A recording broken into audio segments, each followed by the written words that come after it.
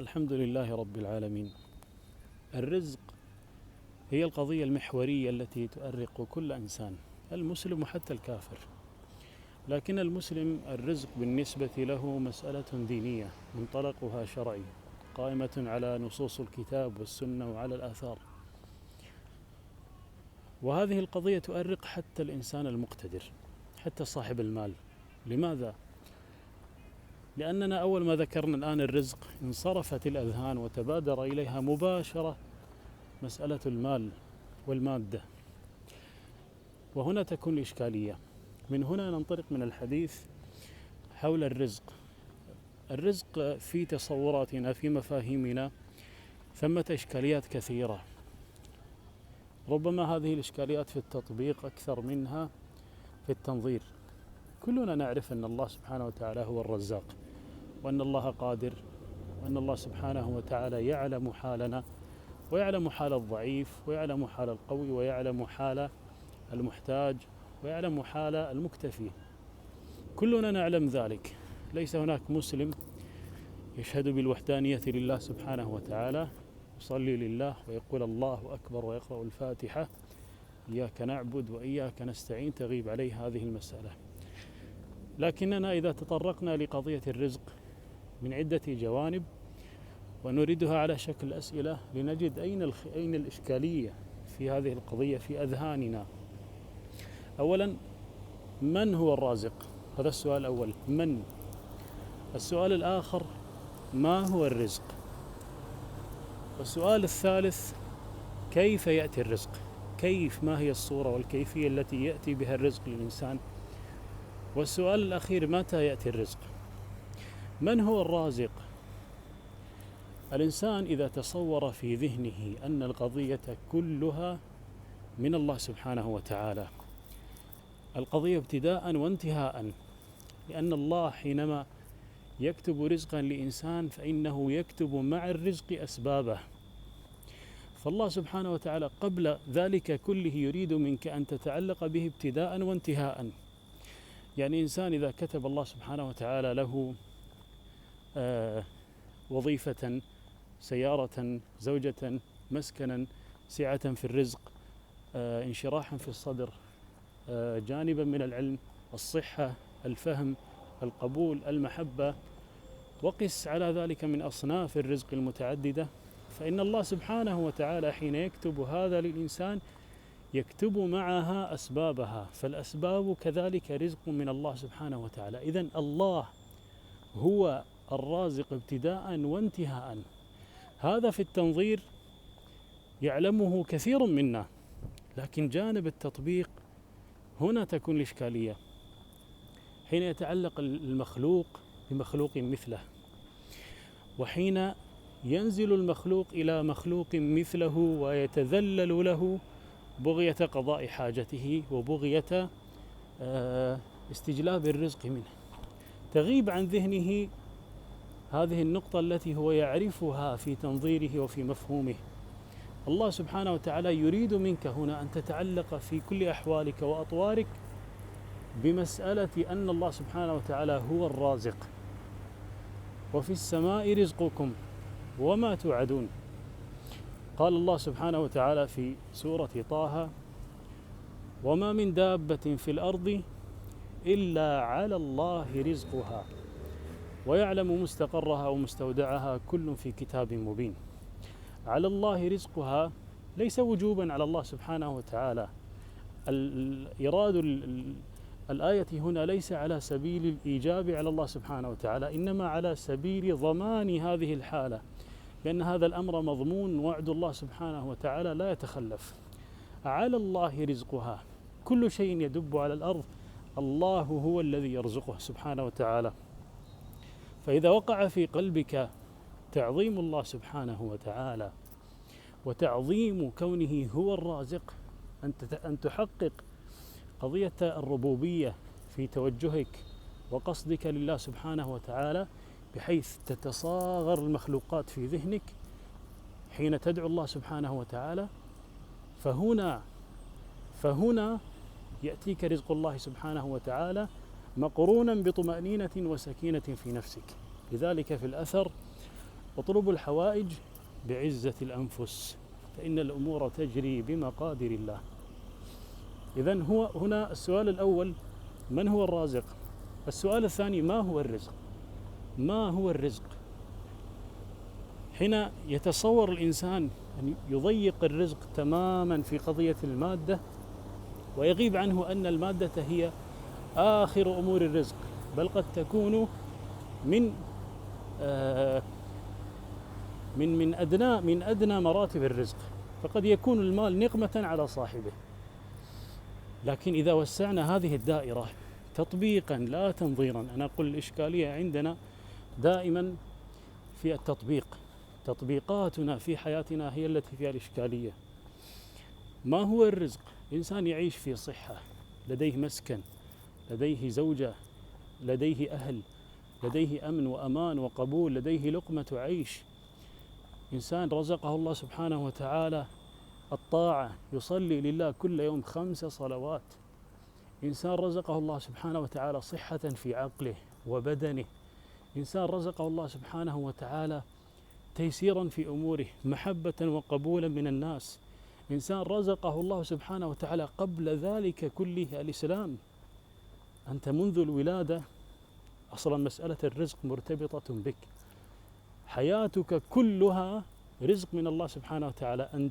أن تأتي إلى هذه الحياة بطريق حلال من أب وأم، بطريق حلال، هذا رزق. ثم يأتي أبوك وتأتي أمك ويرعيانك في حياتك، هذه رزق.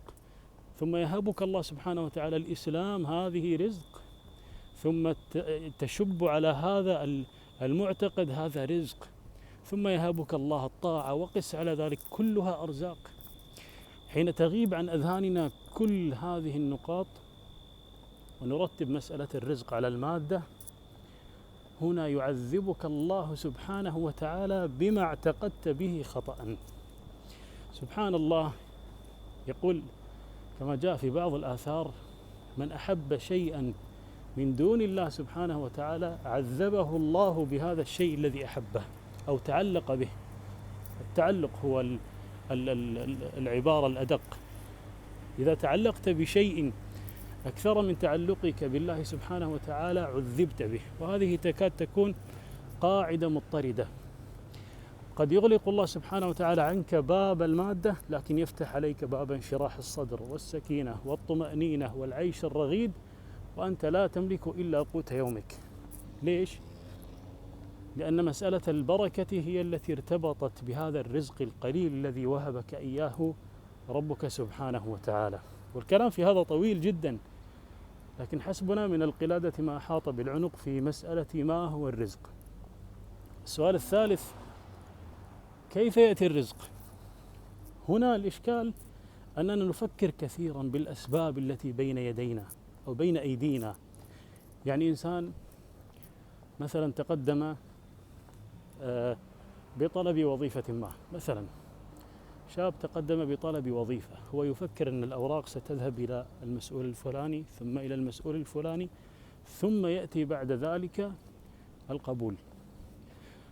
هذه مفاهيمنا نحن البشر، وهذا ليس عيب. كل إنسان يفكر بهذه الطريقة بكيفية إتيان الرزق، لكن ينسى أن هذه القوانين البشرية هي محدودة جدا جدا جدا جدا، وأن رزق الله سبحانه وتعالى قد يأتيك من الباب الذي لا تعتقد أن الرزق أصلا موجود خلفه. لم يخلق الله للأرزاق نافذة إلا وأردف أخرى للذي طرقه. هناك نافذة خلف النافذة التي تتوقع أن يأتيك منها الرزق.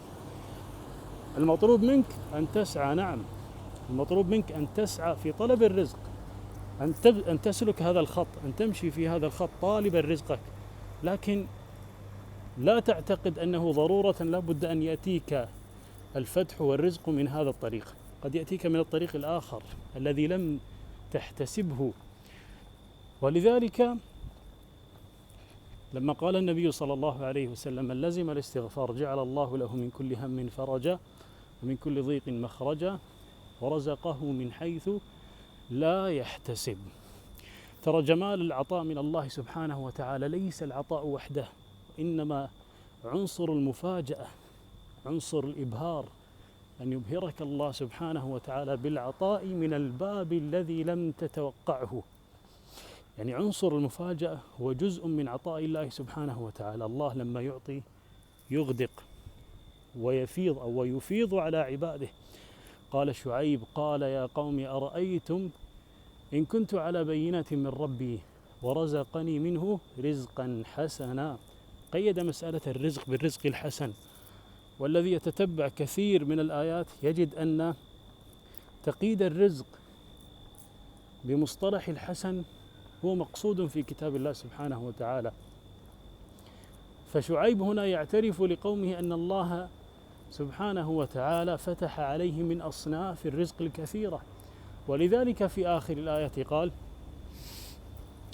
قال يا قوم أرأيتم إن كنت على بينة من ربي ورزقني منه رزقا حسنا وما أريد أن أخالفكم إلى ما أنهاكم عنه إن أريد إلا الإصلاح ما استطعت وما توفيقي إلا بالله عليه توكلت. هنا السر عليه توكلت. القاعدة تقول: توكل كبير أو توكل كثير زائد سعي قليل يساوي رزقا وطمأنينة، لأن الرزق أمر محسوم، هو مكتوب لك، لكن متى يأتيك؟ العكس بالعكس، توكل قليل زائد سعي حثيث يأتيك الرزق لأنه مكتوب لك. ما كتبه الله لك سيأتيك، لكن يأتيك مع قلق وتوتر وهم وغم وأرق في الليالي. لماذا؟ لأن جانب التوكل عندك ضعيف. هذه قاعدة احفظها جيدا. من هنا ننتقل إلى السؤال الأخير: متى يأتي الرزق؟ حينما نقول أن مسألة الرزق أمر مكتوب، يعني لم يخلق الله إنسانا ويكتب له رزقا ليعطيه لآخر. واعلم أن ما أصابك لم يكن ليخطئك، ما أصابك لم يكن ليخطئك، وإنما أنت عليك أن تأخذ بالأسباب، والرزق سيأتيك في حينه. متى يأتي الرزق؟ هذه الإشكالية، أننا حين نستعجل شيئا قبل أن يأذن الله سبحانه وتعالى به كأننا ننازع الله سبحانه وتعالى في حكمته، حاشاه جل في علا سبحانه وتعالى. كأننا بلسان حالنا نقول لله سبحانه وتعالى: نريد هذا الأمر حسب إرادتنا نحن، والله سبحانه وتعالى يقول لك: أنا أريد أن أعطيك هذا العطاء وهذا الرزق في الحين المناسب لك. فالله سبحانه وتعالى أعلم بك منك. القصد من ذلك أن هذه المسيرة من طلبك أو من سعيك في طلب الرزق إلى أن تصل إلى النتيجة، هذا الخط، هذه المسيرة، هذه الفترة، المدة الزمنية، هي فترة اختبار من الله سبحانه وتعالى لك. هنا يأتي الامتحان من الله سبحانه وتعالى لك. هل تتغير النية؟ هل تتعدد النوايا؟ هل تتشعب في طرق أبواب الخلق؟ هل تضعف الإرادة والتوكل على الله سبحانه وتعالى خلال هذه المسيرة؟ هل يضعف اليقين بتأخر الرزق عليك؟ التأخر هو من ناحيتك أنت تظن أنه تأخر، إنما هو تقدير من الله سبحانه وتعالى. وخلق كل شيء فقدره تقديرا. الإنسان المطلوب منه أن يسعى سعيا يوصله إلى النتيجة، بالإضافة إلى جانب أن يعمر حياته بالعبادة. فهذا الباب هو الذي تتأتى به الأرزاق. يقول ابن جزي في قول الله سبحانه وتعالى: وأمر أهلك بالصلاة واصطبر عليها لا نسألك رزقا نحن نرزقك والعاقبة للتقوى. يقول ابن جزي: نقل أن بعض السلف كان إذا أصابت أهله خصاصة قال لهم: قوموا فصلوا، بهذا أمركم الله، ثم يتلو قول الله: وأمر أهلك بالصلاة واصطبر عليها لا نسألك رزقا نحن نرزقك. الله يقول لك: لا نسألك رزقا، أنت عليك أداء الطاعات والواجبات، أما مسألة الرزق نحن نسوقها لك سوقا. الإشكالية أن بعض الناس في ذهنه أن الإنسان العابد المنقطع للعبادة وإنسان منقطع عن الرزق، هذا غير صحيح. يسأل بعض الناس يعني تبون ليل ونهار نصلي ونصوم ونعبد الله؟ نعم، المطلوب هذا، أن تعبد الله في كل حينك. الله لما قال ولا تنس نصيبك من الدنيا لأجل أن تنقطع إلى الآخرة ثم التفت قليلا إلى الدنيا، ليس العكس، أن تعيش في الدنيا ثم تلتفت إلى الآخرة قليلا. فإذا السؤال الأخير، متى يأتي الرزق؟ الله هو العالم سبحانه وتعالى، وهو الحكيم، وهو الخبير بحالك. لا تظن أن الله يغيب عليه سبحانه وتعالى ضعفك وحاجتك وفاقتك وتعلق قلبك بمرادك، لكن الله حكيم يهيئ لك الأسباب شيئا فشيئا، حتى إذا أتى العطاء والرزق أبهرك سبحانه وتعالى بعطائه. ومن هنا تكون حكمة الله سبحانه وتعالى في كل شيء هي الحاكمة في حياة المسلم، لا سيما في من يقرأ أقدار الله سبحانه وتعالى. سددنا الله وإياكم.